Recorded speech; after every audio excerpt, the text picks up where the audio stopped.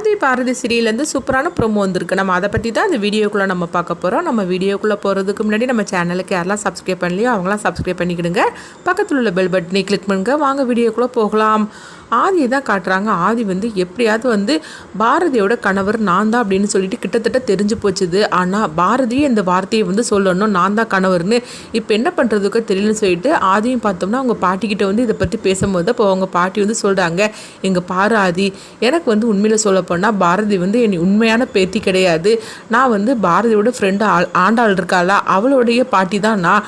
ஆனால் அவங்க இப்போ எங்கேருந்து ஊரில் இல்லை, அவங்க வெளியூருக்கு 2 பேருமே போயிட்டாங்க. அந்த மாதிரிக்கு நேரத்தில் தான் பாரதி வயிற்றுல குழந்தையோட வந்தா. ஆனால் அவளுடைய கணவர் யாருங்கிறதுல எனக்கு தெரியாது. அதுக்கப்புறம் நாங்கள் எல்லாருமே அதாவது உண்மையான பாட்டி பேத்தி அப்படிங்கிற மாதிரிக்கு சொந்தத்துக்குள்ள நான் வந்துட்டோம். அதனால நானும் லட்சுமியும் சரி, உண்மையான பாட்டி உண்மையான அம்மா அவங்களுக்கு கிடையாது. நாங்கள் ஆண்டாளோட அம்மா தான் லட்சுமி, ஆண்டாளோட பாட்டி தான் நான் அப்படின்னு சொல்லவும் இது கிட்டதுமே ஆதிக்கு என்ன பண்ணுதுன்னே தெரியல. அதே மாதிரிக்கு மனவு கிட்ட விசாரிக்கும் போது மனவும் சொல்கிறாங்க, எனக்கு தான் பாரதி உண்மையான அக்காவே கிடையாது. அப்படி இருக்கும்போது அவங்களுடைய வாழ்க்கையில் என்ன நடந்துச்சுன்னு எனக்கு தெரியாது மாமா அப்படின்னு சொல்லவும் இதெல்லாம் கெட்டதுமே ஆதிக்கு ஒரே குழப்பமாக இருக்குது. நம்ம எப்படி தான் கண்டுபிடிக்கணும்னு சொல்லி நினச்சாலும் ஆனாலும் நம்மளுக்கு எந்த ஆதாரமும் கையில் சிக்க மாட்டேங்குது. இவங்களாம் அதாவது பாரதியோட பாட்டின்னு சொல்லி நினச்சோம், உண்மையான பாட்டின்னு சொல்லி நினச்சோம். ஆனால் இவங்களாம் பாரதியோட பாட்டி இல்லைன்னு தெரிஞ்சு போச்சுது. இப்போ நம்ம என்ன பண்ணுறதுக்கு, யாருக்கிட்ட கேட்கறதுக்கு அப்படின்னு சொல்லிட்டு ரொம்பவே குழப்பத்தோடு இருக்கிறாங்க.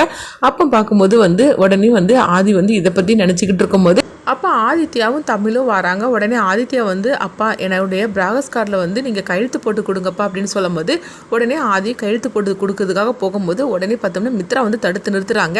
நீங்கள் எதுக்காக அதில் கையெழுத்து போடணும், உண்மையை சொல்லப்போனால் நீங்கள் உண்மையான அப்பாவே கிடையாது. அப்படி இருக்கும்போது நீங்கள் எதுக்காக கையெழுத்து போடணும் அப்படின்னு மித்ரா தடுக்கவும் உடனே ஆதி சொல்கிறாங்க, என்ன மித்ரா இது ஒரு பெரிய விஷயங்கிற மாதிரிக்கு நீ பேசிகிட்டு இருக்கிற அப்படிங்கும்போது, ஆமாம் ஆதி, நான் கூட இத்தனை நாளாக இது ஒரு பெரிய விஷயமாகவே எடுத்துக்கிடலை. ஆனால் இப்போ எனக்கு அது போக போக பார்க்கும்போது பெரிய விஷயமா தான் இருக்குது. நீங்கள் பண்ணுறது எவ்வளோ பெரிய தப்பு தெரியுமா அப்படிங்கும்போது அப்போ சுதாகரும் சொல்லிட்டு இருக்கிறாங்க, எங்கள் பாரு ஆதி, என்ன இருந்தாலும் சரி தான், ஆதித்யாவுக்கு உடம்பு சரியில்லை, குணப்படுத்தணும்னு சொல்லிக்கிட்டு நீ ஃபஸ்ட்டு ஹெல்ப் பண்ணணும்னு சொன்னேன். நானும் சரின்னேன். அதுக்கப்புறம் பார்த்தோம்னா அவங்க எல்லாரையும் நம்ம வீட்டுக்கு அழைச்சிட்டு வந்தேன். அதுக்கும் நாங்கள் அமைதியாக இருந்தேன். ஒரு கட்டத்தில் பார்க்கும்போது ஆதித்யாவுக்கு அப்பாவாக மாறினேன், அதுக்கும் பொறுத்துட்டு இருந்தோம். அப்புறமா பார்த்தோம்னா பாரதியோட கணவராகவே மாறிட்டேன். இதெல்லாம் போகிற போக்கே சரியில்லை. நீ இப்போ எதுக்காக வந்த, உனக்கும் மித்ராவுக்கும் கல்யாணம் நடக்கணும்னு சொல்லிட்டு தானே நீங்கள் வெளியூர்லேருந்து இங்கே வந்தீங்க. இப்போ என்னென்னா இதை பார்க்கும்போது அதெல்லாம் நடக்கிற மாதிரிக்கு எனக்கு தெரியல. அது மட்டும் இல்லாமல் இது என்னுடைய வீடு மாதிரிக்கும் தெரியல. இவங்களுடைய அரசாங்கம் தான் அதிகமாக இருக்குது.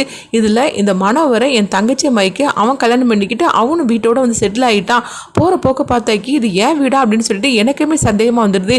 இதுக்கு மேலே ஒரு நிமிஷம் இவங்க இந்த வீட்டில் இருக்கக்கூடாது, எல்லாருமே இந்த வீட்டை விட்டு போகணும் அப்படின்னு சொல்லவும் இது கிட்டதுமே பாரதியும் நாங்கள் இந்த வீட்டை விட்டு போகிறோம் சார் அப்படிங்கும்போது அப்போ ஆதி தடுக்கிறாங்க. நான் ஏற்கனவே சொன்னது தான், ஆதித்யாவுக்கு உடம்பு சரியாகிறது வரைக்கும் அவங்க எல்லாரும் இந்த வீட்டில் தான் இருக்கணும் அப்படிங்கவும் அப்போ எனக்கு இன்னைக்கு 2ல் 1 தெரிஞ்சாகணும் அப்படிங்கும்போது என்ன தெரிஞ்சாகணும் அப்படின்னு அவங்க ஆதி கேட்டுட்டு இருக்கும்போதே, நீங்கள் எதுக்காக அங்கே வந்த, என் தங்கச்சி கழுத்தில் தாலி கட்டணும், கல்யாணம் பண்ணிக்கிறதுக்காக அங்கே வந்தீங்க.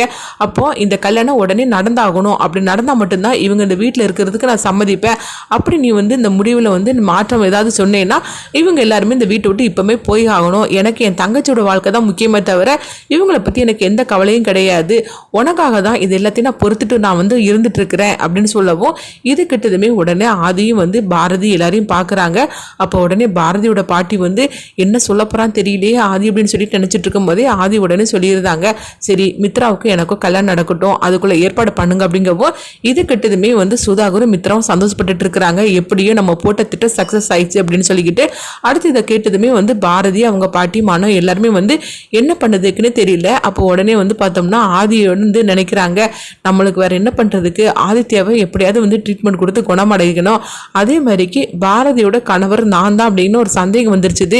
இதனால அதுக்கு ஒரு முடிவு கட்டணும். இது எல்லா பிரச்சனையும் முடியணும்னா அப்போ பாரதி இங்கே இருந்து தான் ஆகணும் அப்படின்னு சொல்லி நினைக்கவும் அடுத்துதான் பாரதி கிட்ட உடனே மித்ரா சொல்லிட்டு இருக்கிறாங்க, என்ன பாரதி, என்னுடைய திட்டம் எப்படி, நானும் எங்கள் அண்ணனும் போட்ட திட்டம் சரியாக ஒர்க் அவுட் ஆகிடுச்சு அப்படின்னு சொல்லும்போது உடனே பாரதி சொல்கிறாங்க, இங்கே பாரு மித்ரா, நீ என்னதான் சதி திட்டம் பண்ணினாலும் சரி தான், ஆனால் கண்டிப்பாக வந்து ஆதி உங்கள் கழுத்தில் தாலி கட்ட போகிறது கிடையாது, உங்கள் கல்யாணமும் நடக்க போகிறது கிடையாது அப்படிங்கவும் இது கேட்டதுமே மித்ரா வந்து சொல்கிறாங்க. அப்படியா, உன் கண் முன்னாடியே அவர் என் கழுத்தில் தாலி கட்டுவார், அது நீ பார்க்க தான் போகிற அப்படின்னு சொல்லிட்டு இருக்கவும் உடனே வந்து பாரதியும் அப்படியா சரி சவால் விட்டுட்டு போ, கண்டிப்பாக அது நடக்க போகிறது கிடையாது அப்படிங்கவும் ஓஹோ இதை நான் ஒரு சேலஞ்சாகவே நான் எடுத்துக்கிடுது அப்படின்னு சொல்லிட்டு மித்ராவும் சொல்கிறாங்க. அடுத்து பார்த்தோம்னா பாரதி வந்து அவங்க செடிக்கெலாம் தண்ணி ஊற்றிட்டு இருக்கும்போது உடனே அங்கே ஆதி வராங்க. அப்போ பாரதி கிட்ட அவங்க பேச்சு கொடுக்கவும் என்ன பாரதி என்கிட்ட நீங்கள் பேசவே மாட்டேங்கிறீங்க அப்படிங்கும்போது உடனே பாரதி சொல்கிறாங்க, நான் உங்ககிட்ட எதுக்கு பேசணும், நீங்கள் எதையும் வந்து மனசுக்குள்ளே வச்சு பேசிகிட்டு இருக்கிறீங்க, அது எனக்கு வந்து நல்லாவே வந்து புரியுது, ஆனால் அது எனக்கு சுத்தமாக அது எனக்கு இஷ்டம் இல்லை,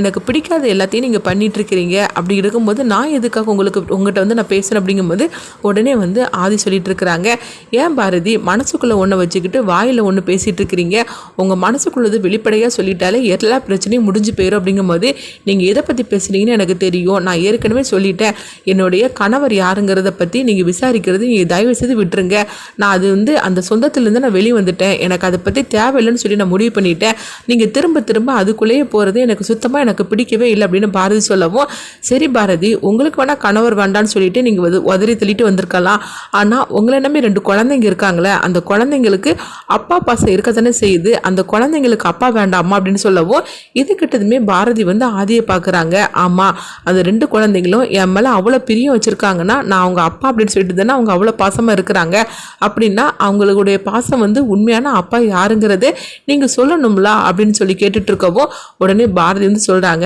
என் குழந்தைங்களுக்கு எப்போ வந்து அப்பா வேணும்னு சொல்லி நான் நினைக்கணும், அப்போ நான் வந்து அவங்கக்கிட்ட நான் சொல்லிக்கிட்டுதேன், ஆனால் நீங்கள் இந்த விஷயத்துல நீங்கள் தலையிடாமல் இருந்தாலே போகிற அப்படின்னு சொல்லிட்டு இருக்கவும் இதை வந்து பாட்டி வந்து பார்த்துட்டு இருக்கிறாங்க. என்னது இவங்க பிரச்சனை ஒரு முடிவுக்கே வராமல் போயிட்டு இருக்குது, அது மட்டும் இல்லாமல் பாரதியும் எப்படியாவது உண்மையை சொல்லிடுவான்னு நம்மளும் பார்க்குறோம், ஆனால் அவள் கல் நெஞ்சு காரியாலாம் இருக்கிறா, உண்மையை சொல்லவே மாட்டேங்கிறா. இங்கே பார்த்தோம்னா சுதாகரும் மித்ராவும் சேர்ந்துக்கிட்டு மித்ராவுக்கும் ஆதிக்கும் கல்யாணம் பண்ணுறதுக்கு எல்லா ஏற்பாடுமே பண்ண ஆரம்பிச்சிட்டாங்க. இந்த குழந்தைங்க என்னன்னா ஆதியை அப்பா அப்பான்னு சொல்லிட்டு இருக்குது.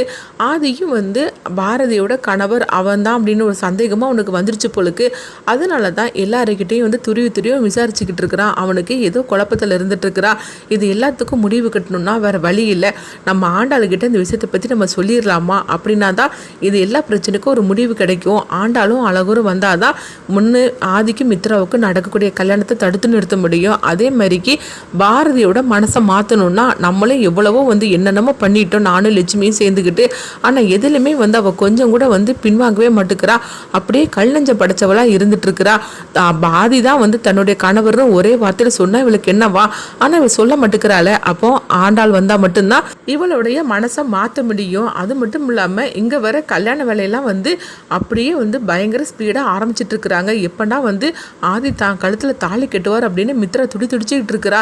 இந்த பாரதிக்கு இதெல்லாம் புரியுதா, இவட்ட சொன்னாக்கி ஆதியோட உயிருக்கு ஆபத்து, அதனால நான் உண்மை என்ன சொல்ல மாட்டேன் அப்படின்ட்டு இவளும் மறைச்சு வச்சுட்டு இருக்கிறா. இதுக்கெல்லாம் வந்து ஒரு முடிவு கட்டணும்னா ஆண்டாலும் அழகரையும் நம்ம அங்கே வரவழைச்சிட வேண்டியதுதான், அப்போ தான் இதுக்கெல்லாம் வந்து ஒரு முடிவு கட்ட முடியும் அப்படின்னு பாட்டி வந்து பார்த்தோம்னா அவங்க ஒரு முடிவு எடுக்கிறாங்க. இதை லட்சுமி கிட்ட போய் நம்ம சொல்லலாம், அவள் என்ன சொல்லலான்னு பார்க்கலாம் அப்படின்னு பாட்டி வந்து நினைக்கிறாங்க. அடுத்து இங்கே பார்த்தோம்னா அவங்க மித்ராவை தான் காட்டுறாங்க. இப்போ மித்ரா வந்து சுதா கிட்ட சொல்கிறாங்க, அண்ணா கல்யாண வேலையெல்லாம் ரொம்பவே ஸ்பீடாக ஆரம்பிக்கணும்னா எவ்வளோ சீக்கிரம் இந்த கல்யாணம் நடக்கணுமோ அவ்வளோ சீக்கிரமாக நடக்கணும், ஜோசியரை நீ வர சொல்லு நல்ல நாள் குறிக்கிறதுக்காக அப்படின்னு சொல்லவும் உடனே பார்த்தோம்னா அவங்களும் சுதாகரும் சரின்னு சொல்லிட்டு ஜோசியரை வரவழைக்கிறதுக்காக வந்து அவங்க ஃபோன் பண்ணுறாங்க.